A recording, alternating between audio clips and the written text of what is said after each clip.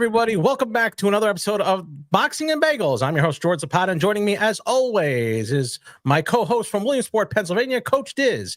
Today, we're going to walk into the results of UFC 311. So if anyone has a question, wants to jump in, feel free to jump in on the conversation. Coach Diz, what's going on? What up? How's everything? Getting ready for the very big snowstorm, evidently, that we're having here. See, that's weird because on my end, on my phone, it doesn't say anything about any snow. Is it coming down to which way? I don't know. No, you're central PA, okay. So you might have. You're a little bit different than me. You're a little bit more, but like I have like, there's just a lot of crap that happens with us because we got the nuclear plant right by us. Okay. Yeah. So unfortunately, that kind of there we go. I gotta set that up there to do the comments there. Okay. Unfortunately, we have it that the power plant's right there, so there's a lot of moisture in the air. We do get a lot, but there is a lot of heat that pops off from that power plant. So hopefully we'll save because I have a big interview tomorrow that I'm trying to get in. Make sure I get in. It's supposed to be going to get like almost a foot of snow by me because up in the mountains. We'll see. What does Al Roker say? What does Al Roker say? Al Roker was telling me last night that to expect to be icy this morning, and it wasn't. So we're 1 for 1 on Al Roker's predictions. Well, anyway, Coach Diz, let's last night was UFC 311. It's right in the books, and let's get right into it. It was an interesting card because less than 24 hours before it was go time, they had to switch the main event. Was this what you expected, and what did you like the show? I thought it was a good show. It's what I expected with when we break down some of the fights and one that I didn't expect. But it was a good show, good turnout and stuff like that. I thought it was too. I mean, the Intuit Stadium is awesome. That place is incredible, incredible venue to actually have a show on. It's I know the WWE just did one there and it was awesome. And UFC, it's very exciting. The Clippers play there. Yep. That guy pulls out all the stops. Oh yeah, and you know what? It's really fan friendly too. And with the AI and stuff like that, there's a lot of stuff that they could do. In the basketball side, I don't know if UFC can do it, but on the basketball side, they can do that. Mm-hmm. Well, then let's jump right into the show. The undercard, Jiri Prochazka put on a brilliant performance that propelled him right back into title contention, which he repeatedly said he wanted to after the fight with Alex Pereira. But Jiri stops Jamal Hill after multiple knockdowns in a wild fight, and I actually thought Jiri Prochazka looked a lot better in this fight than I expected he would. But I really didn't think that Jamal Hill was a top level fighter as it was. So I mean, what did you think, and what are your thoughts of the fight? I thought Jerry was going to do what he did. His style is very different. His style, he comes at different angles and stuff like that. I was just never big on Jamal Hill. I was never big on him. He won some fights, some good fights, like with Ultimate Fighter, stuff like that. But it's nothing like going against Alex Pereira. They're different levels, and you showed it. Oh, he got destroyed there. Yeah. Oh, well, let me ask you. It was announced that Alex is now going to fight Ankalaev at UFC 313. Do you think Jiri should get the title shot, or do you think after provided Pereira wins?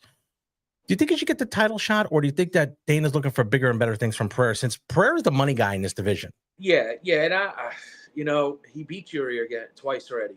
So it's just like the Usyk AJ fight. Do you want to see that again? It's just like that. I don't know. I think Alex, they might have to go up, or someone might have to come up to face Alex. I don't know. That's a tough one.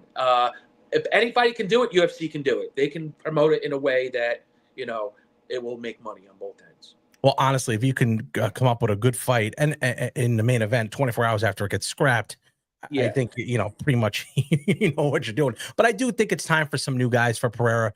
I don't think you go back into that Prochazka fight. It's just not. It wasn't. What about this? I mean, quick little fight. What about Roundtree? Khalil Roundtree coming down, or Alex going up to fight him. I mean, that's something. You know what? Well, I'm sorry. I'm talking about Jiri. Jiri. Yeah. I mean, it sounds good. I mean, that's a fight that I'm all in on that one. You know what? I'm really starting to like Jiri. I like him. Oh, I've always liked his Jiri, his style. I always really liked his funny. You know, even when he fought, he got knocked down. He's like crazy. It's just the way I think he fought. Who was that?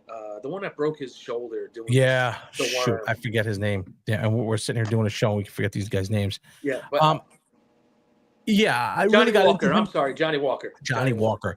Yeah, yeah, good fight, and he's one of these guys who you can resonate to. He's got a lot of good things going on there. I mean, he really does, and it's important also to understand that these guys are on different levels than your regular tough enough fighters, and he's been around the block. Jury's been around the block, so I think it's tough for him to get into that. Jamal Hill's going to be tough to get into that spot. You lose 2 times to people that are that level. You got to step down a little bit and then get into the next level. Mm-hmm. I mean, you have to work yourself back into that, something like that. Well, let's go right into the co-main event. And that co-main event, probably one of the fight of the years contenders. It was Merab versus Umar Dvalishvili. I'm not going to pronounce his name, and Umar Nurmagomedov. Now, this one was real exciting. It did and didn't go the way that I thought it would go. If that makes any sense at all, because I know we talked privately, and I told you that I wasn't sold on Umar just yet. If something was missing, but also I wasn't sold on Merab either. And he did surprise me, and there was and that's a fact. He surprised me. What surprised me is Merab outworked Umar. That shocked me, and to see Umar totally exhausted in the championship rounds, and at the fact that Khabib had 0 answers other than yelling at him, that was troubling to me. What's your thoughts on this, Coach? Because I know you were high on both of them, and I wasn't. So I thought Umar was going to win the fight. I thought it would have been either submission or, he would take him deep in the waters and just win a unanimous decision. But it started off like how I was thinking of it. It started off Merab. Umar was just a better fighter, skilled-wise and everything. But then if you saw after like the 3rd round, Merab's cardio is just on another level. It's like unnatural. It's unnatural. There was times when Umar was on the back of Merab. Merab is sitting there like, talking to the fans, and then he trips him on his back. It's just the way he outworked them. Merab, I don't know if it was just one of those good nights. I know Umar said that, he broke his hand in the 1st round. I don't know. But did you happen to see Merab's response to that? Who Merab? What with what? So Umar suffered. He said he suffered a broken hand in the 1st round. Yeah, Jersey Jay-Z just put it on there that he did. Now, yeah, but know what? I don't know. But Merab's response was in the press conference like, yeah, and there was weekends I couldn't do it. There was Christmas I couldn't go to the gym. I broke my back weeks before. So he was just messing around, talking to like Mike Tyson. Oh yeah. That's right. That's right. But I was shocked that Umar, his cardio went. I was shocked too. I was shocked. I never thought Merab had that kind of takedown defense also. Yeah. I saw an interesting stat. Merab broke the record for most takedowns at 91, which was set by George St. Pierre. He had 90. And the fact that he took down Nurmagomedov 7 times. Yeah. That doesn't happen. Easily. That goes to show you that Georgian wrestling is just as good as maybe Dagestan wrestling. Yeah. Yeah. I mean, and the thing is, what makes the difference is, when they go for a takedown, it's the repetitive takedowns, the constant coming, and that's what Merab does. If you stop it, he'll just keep on coming. And that's crazy how his conditioning is like that. I was surprised. I thought the one thing that Nurmagomedov had was his conditioning, and it actually failed him. For Merab, where does he go from here? It seems inevitable that he's already beaten the top 3, and including Jose Aldo. Yeah. So he's beaten the top 3, including Jose Aldo. And does he move up to put Pantoja, or I mean, he won't fight Topuria. He's already said it. He wouldn't fight him.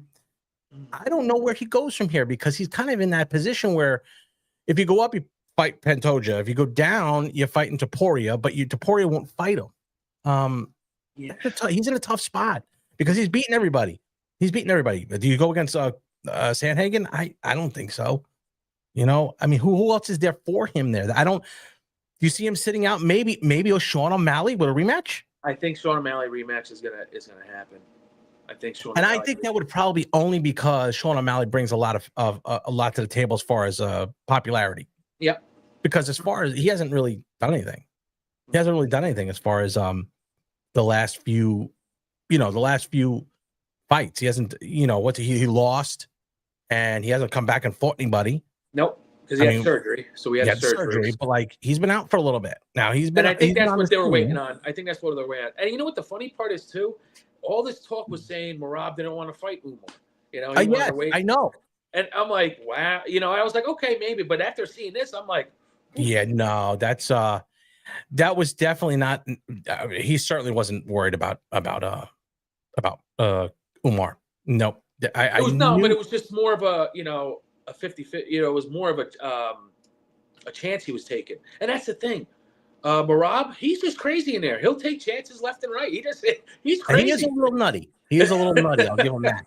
He's a little. But I like him. I like him too. I think he's actually a decent guy. Yeah. Him and Dana don't have a great relationship. Dana said that in the press conference. It's just they never really agreed on a lot of things, and that itself was kind of like, ooh, I guess they don't like each other much.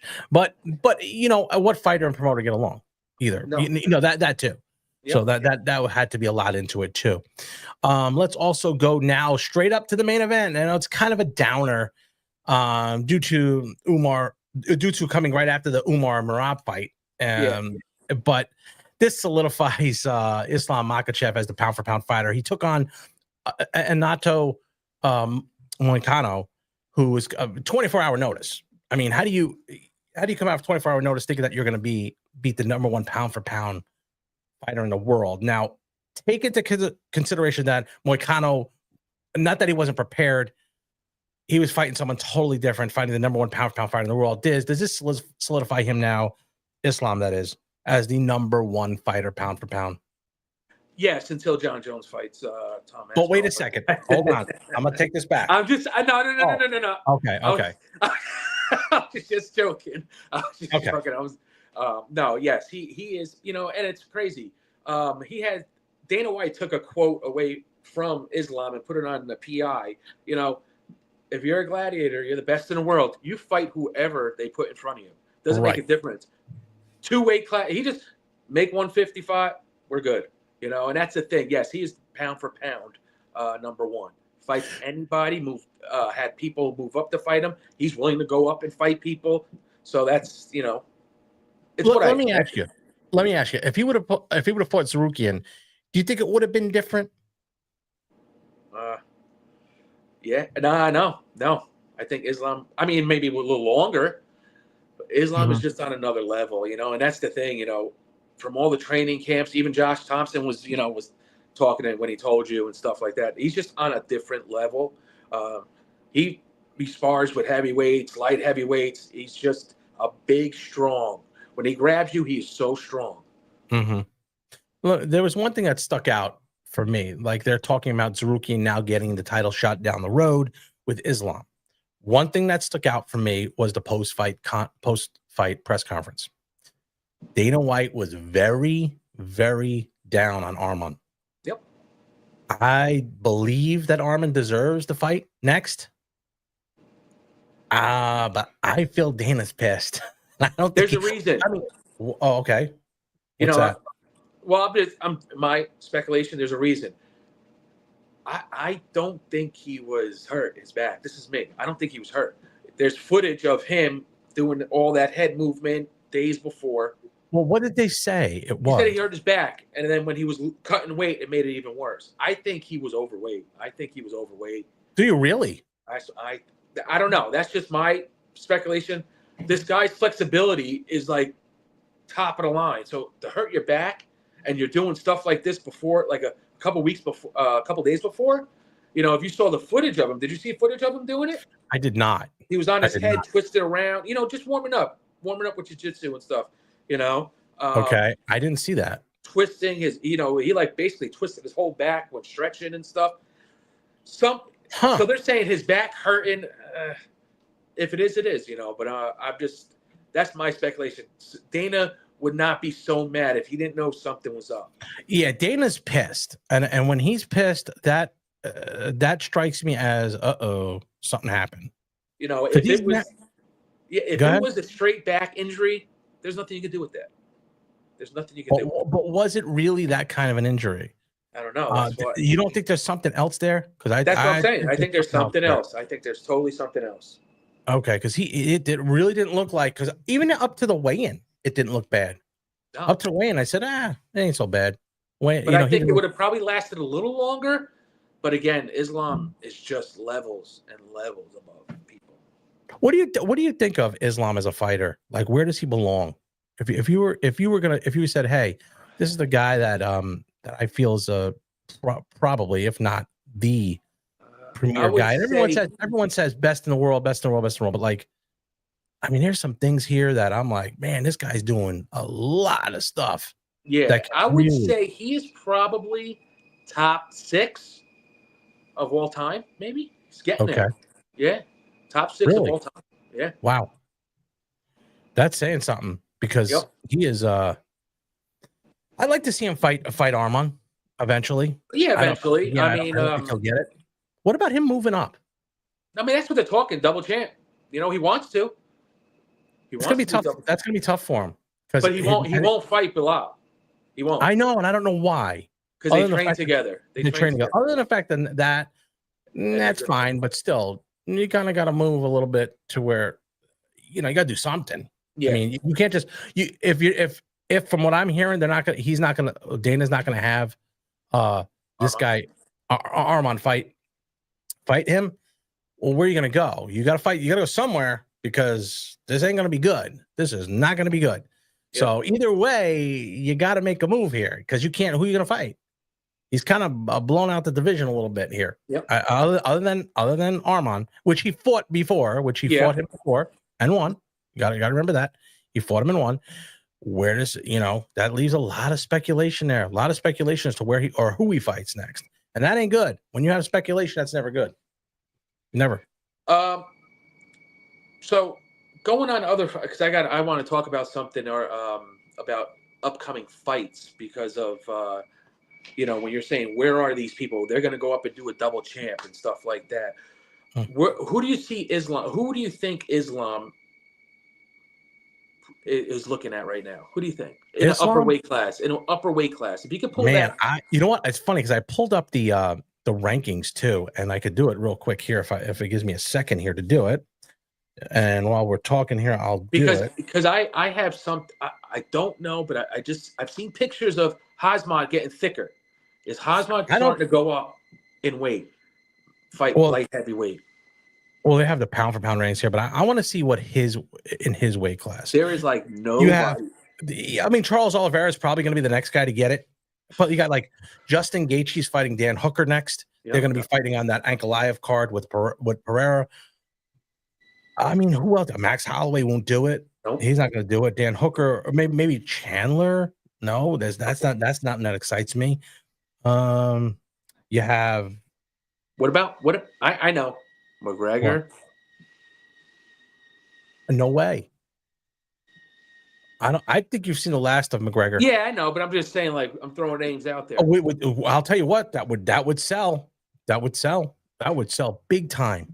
Anybody in PFL, because I know they're selling, so there might be. I think they're tanked right now.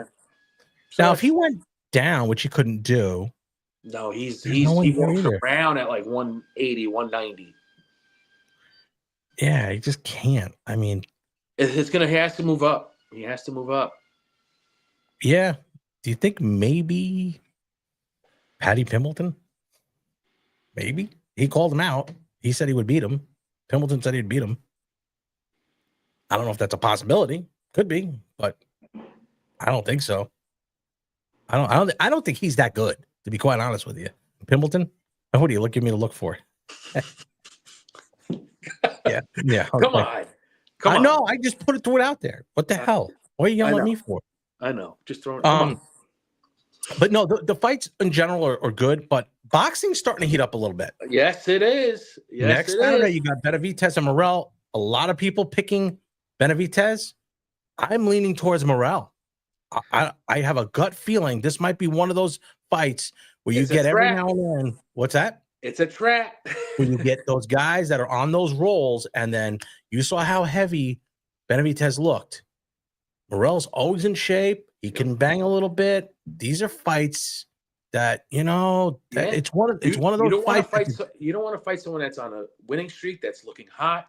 You don't want to, just like in football. The Lions played Washington. That was hot, and look, they're out. But you don't want to fight someone that's hot and it's consistently in the gym in fights. Their timing's on and stuff like that. And with Benavidez not looking too good, it might be interesting. Well, and they're so high on Benavidez. Everybody I talk to says the same thing about Benavidez. Says, "Oh, he's unbelievable. He is X, Y, and Z." I'm not so sure right now because you're in a heavier weight class. I don't think he's going to dominate as much as he does. And you got to be in shape. You've got to be in shape. If you're not in shape in a situation like this, boy, David Morrell could put it on you. I would say this. Now, we all know David Benavidez is past, right? We know his past. You have certain people in your life that, could gas his head up, and you start reading the clippings, and this is the fight that something could happen, and he just get a little bit off his game. I don't know. I mean, he's been very good. So far he's been very good. But if you take that 175-pound division, Beterbiev is the universally known as the undisputed champion. Benavidez is the WBC interim champion. David Morrell, the WBA regular champion. Artur Beterbiev has moved up to the super champion. This is the most ridiculous stuff I've ever seen. I know. I'm like, and they're kind of pushing Dimitri Bivol down a little bit. If I was Benavidez, I'd look to see about a Bivol fight. They're fighting at the end of the month, February 22nd, which is going to be an incredible card. Yeah. A fight that I'm looking forward to on that show that no one's really saying too much about. Let's see. Shakur Stevenson versus Floyd Schofield. It's a tougher fight than you think. It's a tougher fight than you think. Schofield can fight a little bit. Yeah. This reminds me a little bit of the Diego Corrales, Floyd Mayweather fight where everyone thought Corrales was going to win. Everyone's thinking that Schofield has no shot here. Yep. Schofield has a legit shot. Not only is he a good skilled fighter, a lot of the time that people look at Stevenson, he said he's just all he is a defensive fighter. Floyd Schofield's a tough dude. He will come to fight. 100%. He'll come to fight. And that's a thing that Shakur Stevenson hasn't really seen yet.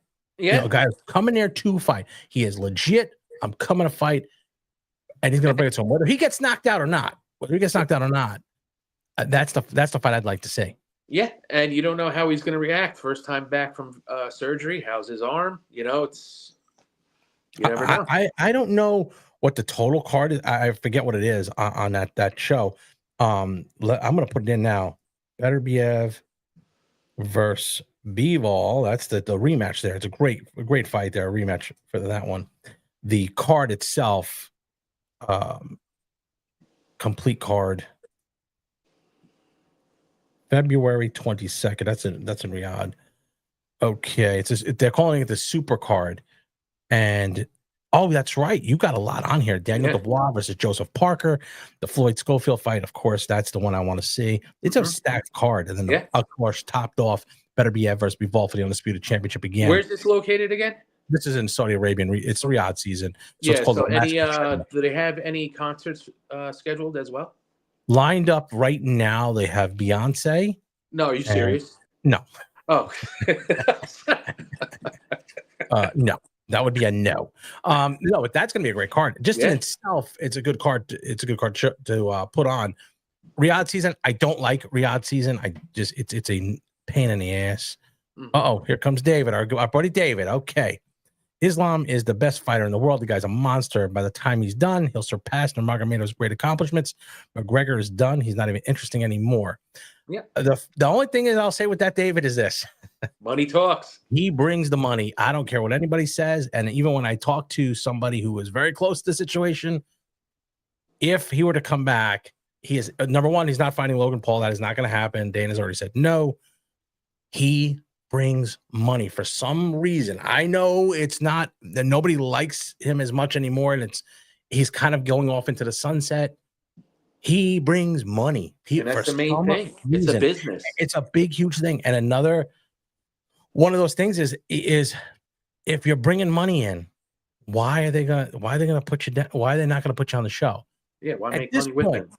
I see at this point, if McGregor, and it's a big if, he came back to UFC, they're gonna throw him in with someone who can wrestle and would beat him easily. And then I could see McGregor, because he owns a big percentage of BKFC, going there and fighting there. Because you don't have to train as hard. You don't have to train with the kicks and the wrestling and everything else. McGregor can bang. It's the last thing that goes is your power.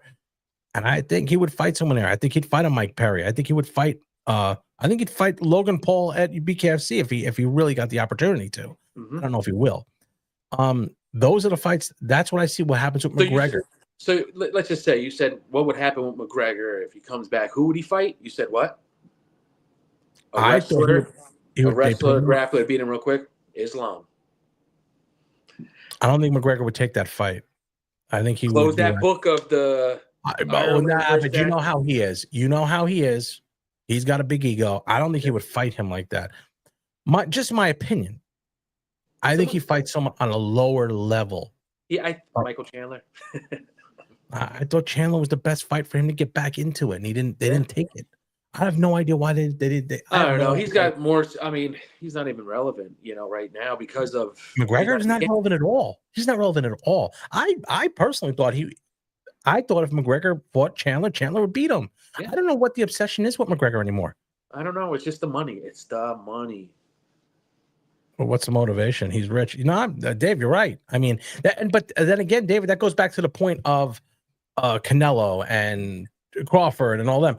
They don't have to fight anymore. That's I know you are very, very in on the governing bodies hurting boxing, and I do believe they do, but that's not the biggest problem right now. And I say that because of this. Boxing was and used to be, they would fight out of the necessity of money. If Turki Al-Sheikh, I think, is hurting boxing more than helping boxing. Yes, he's getting the fights together. Perfect. That can only be sustained so long. Yeah. Because if you have fighters who are making 20, 30, 50 million for the heavyweights, why would they fight again? You can't build a superstar. If someone gave me $50 million to fight one time in Saudi Arabia, and I've been doing this all my life, I am fighting one time, you will never see me again. And it didn't matter if I had no money or a ton of money. You pay me that kind of money, I'm gone. It's the reason why you're hearing the rumor now of Terrence Crawford fighting Canelo Alvarez. Yep. That's why you're hearing that, because if Turki Al-Sheikh pays him the $100 million, doesn't matter. How Canelo's got more money than anybody. But if you're going to give him $100 million, I'll take that fight and go off to something. And that's an easier fight for him than David Benavidez. And it's more money. It's more money and easier fight. Easier fight. Hey, speaking of Terrence Crawford, you see him and Tank Davis going at it on social media. That's not going to happen. I know, but I'm just saying they were just going at it. Tank's a different. Here's the thing with Tank. He's a different animal. Tank's the kind of guy, but I don't take anything away from Terrence Crawford. He hangs around with a lot of gangsters too. Yeah. Don't kid yourself. But Tank is one of these guys that'll fight you in a second. And I'd be interested to see if they ever ran into each other at a casino somewhere where I don't know. He will say something. Tank will come up and say something. Yeah. Mm-hmm. Yeah. Well, so will Terrence Crawford. He ain't gonna back down either.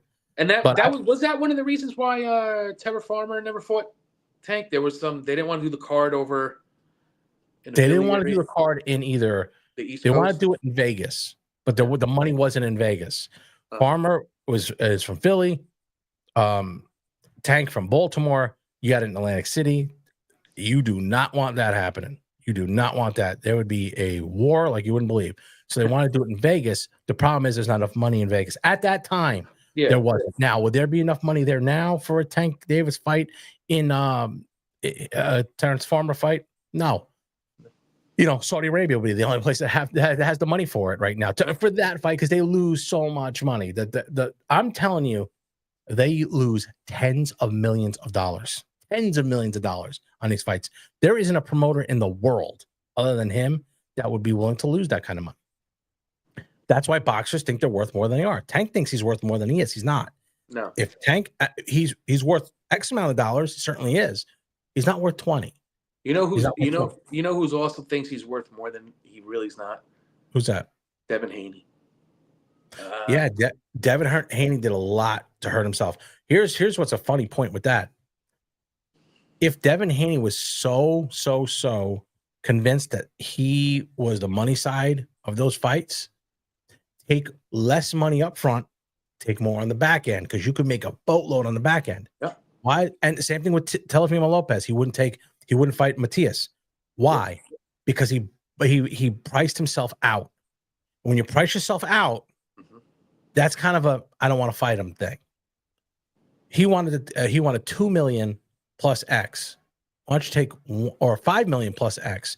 Take 2 million and take the back end. You can make more in the back end if you're selling what you say you're selling. Yes. You can't anymore because of the fire sticks. You can't sell that anymore. Take the money up front that you can get, then go to the back, then take the stuff in the back end. You make a lot of money in the back end. I mean, on fights that if you sell, well, I'm saying that there were some fights that I know that you didn't think were going to be a big hit, and they are. It's crazy. It's crazy the amount of people that would say like, "Oh man, I didn't think that was going to happen," and you sold a million buys. Hard to do now. A million buys are like gone. The only thing I could think that could help that would be a Netflix type of deal where you can kind of make it that you can't get the Netflix situation going. You know what I mean? Like, how do you steal Netflix live? It's hard. You can't. It's has that been a thing or no? No. I haven't heard. I haven't seen any. Like, I'm sure you can.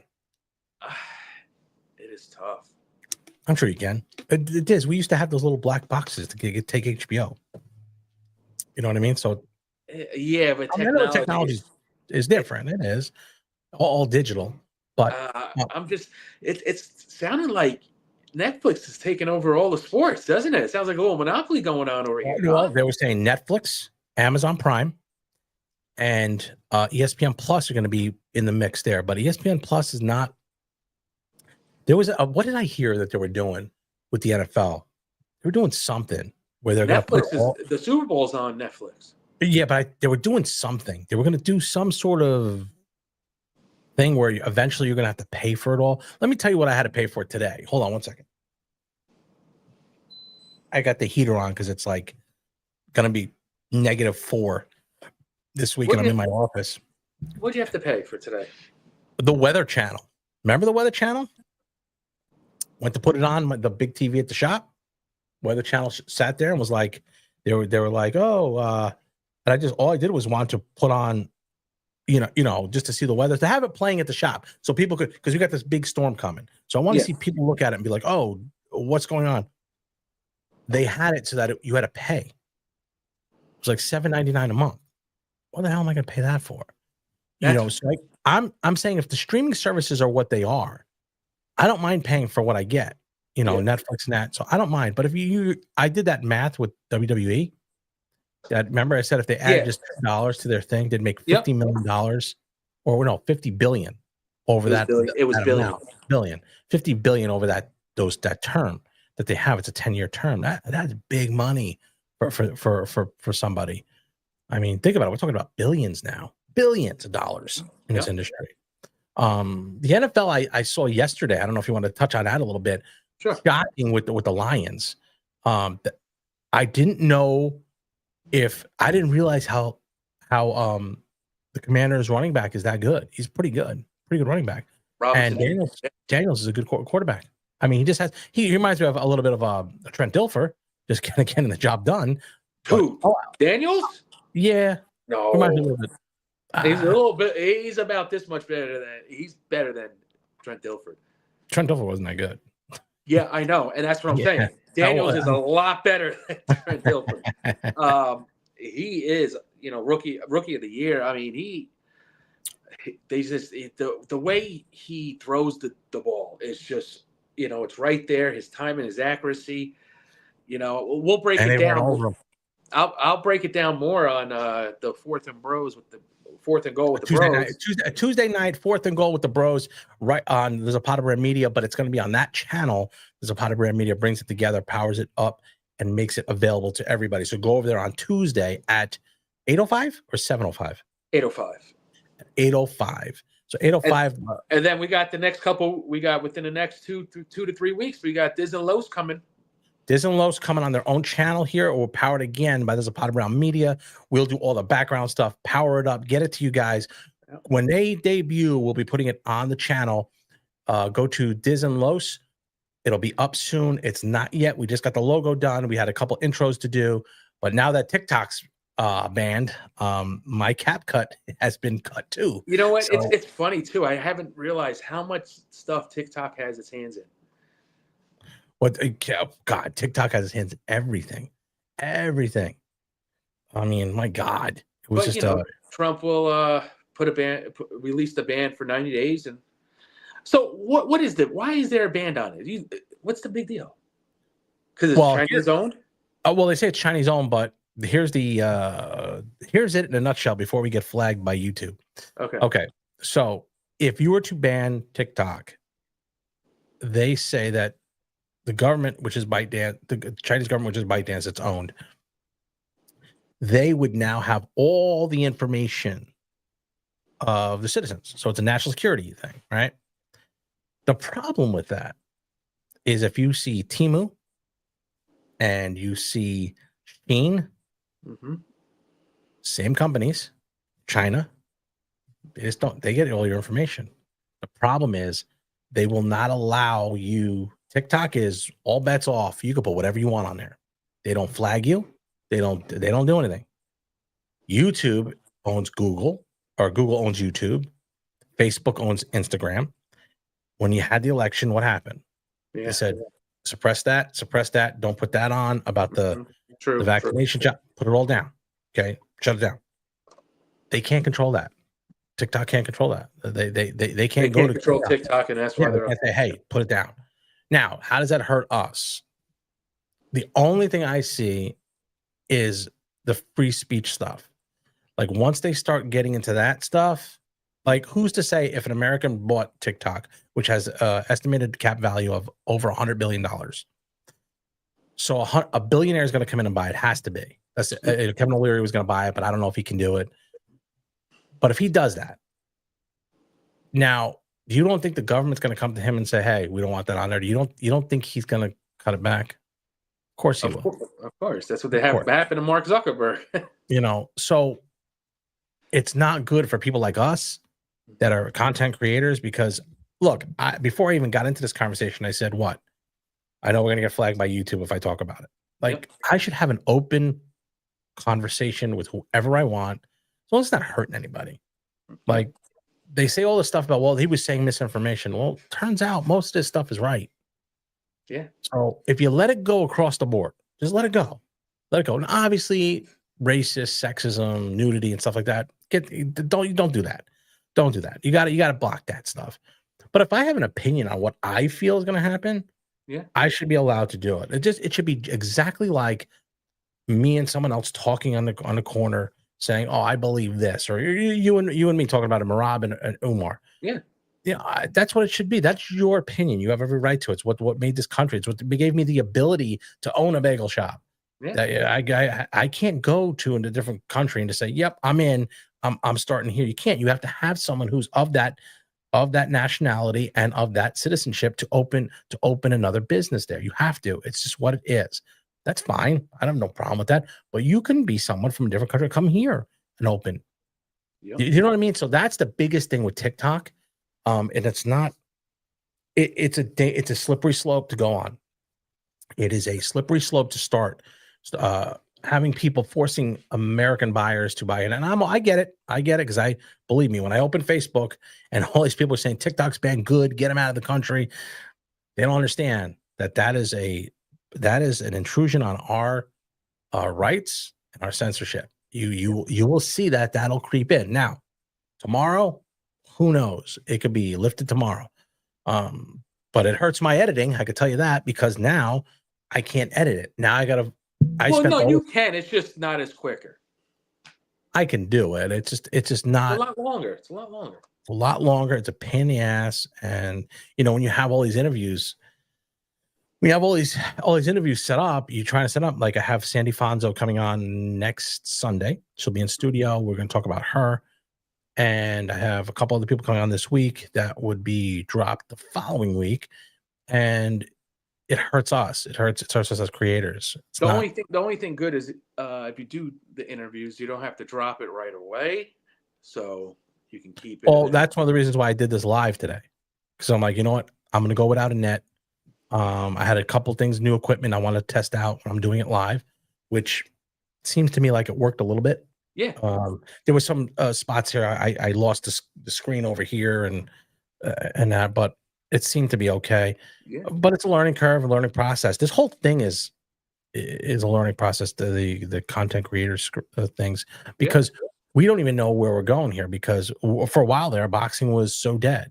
Yeah. So dead. We couldn't do anything. We couldn't have anybody. Nobody was answering your phone calls, because there's nothing going on. I mean, we were very lucky that we had other people that had the ability to jump on with us, and we had you and Jay-Z and a couple of people go on. Then we had the tribute show, and then we had a couple other things.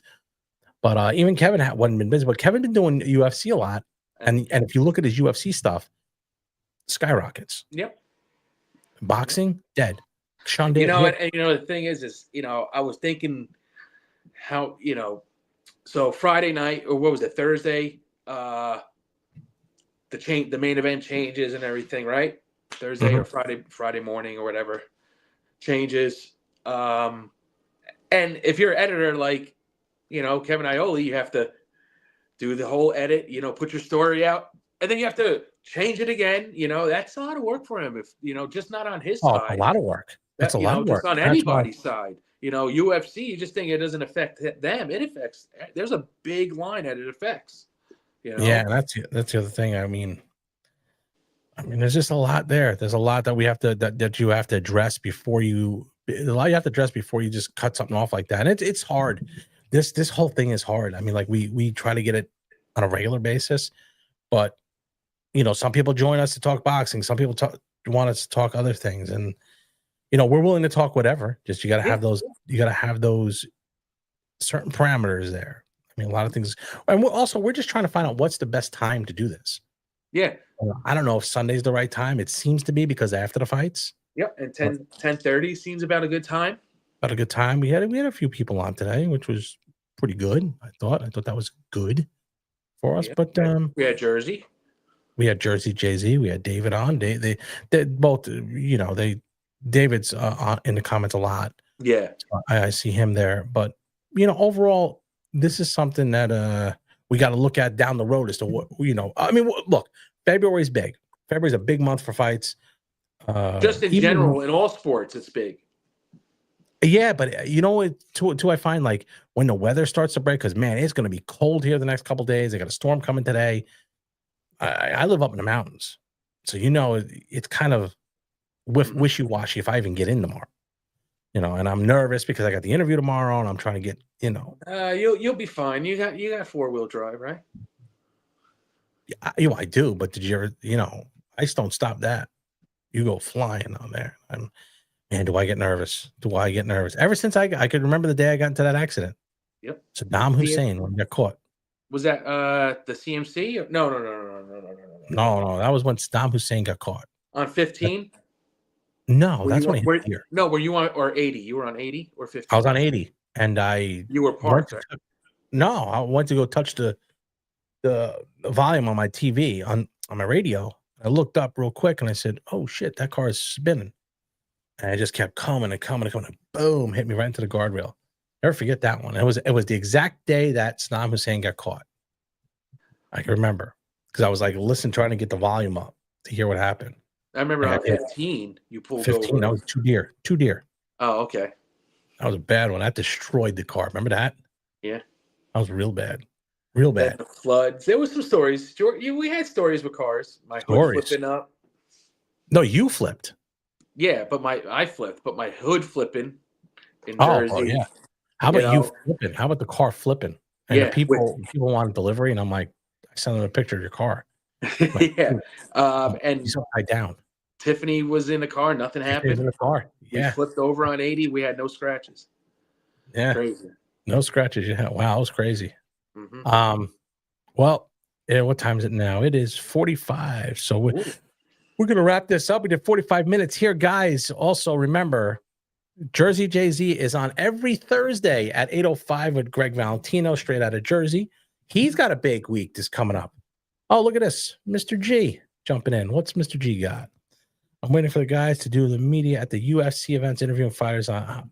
We're Ray. Matter of fact, Ray Longo. I could have had him on. Mm-hmm.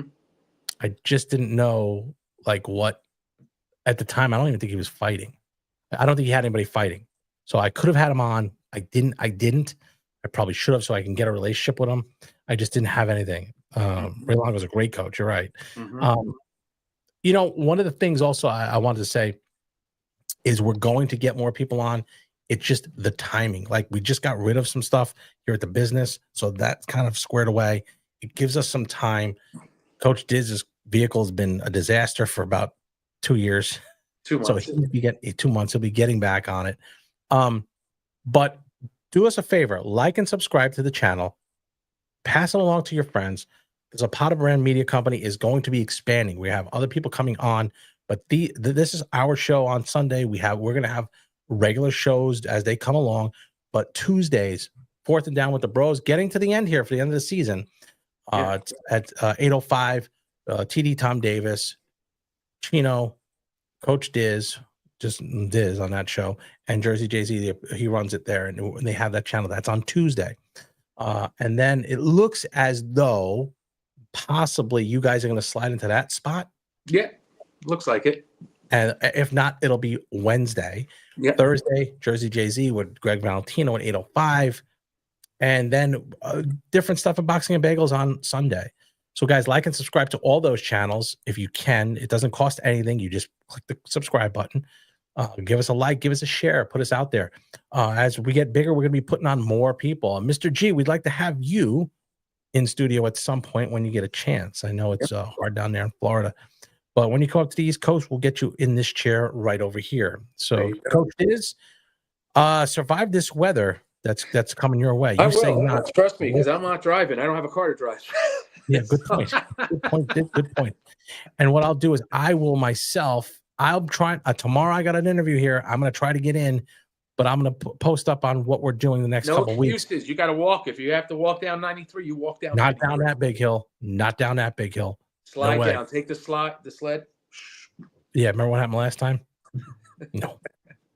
Anyway, guys, for Coach Diz, I'm George Zapata. Don't be envious of what we've accomplished in our lives. Be inspired by what you can do with yours.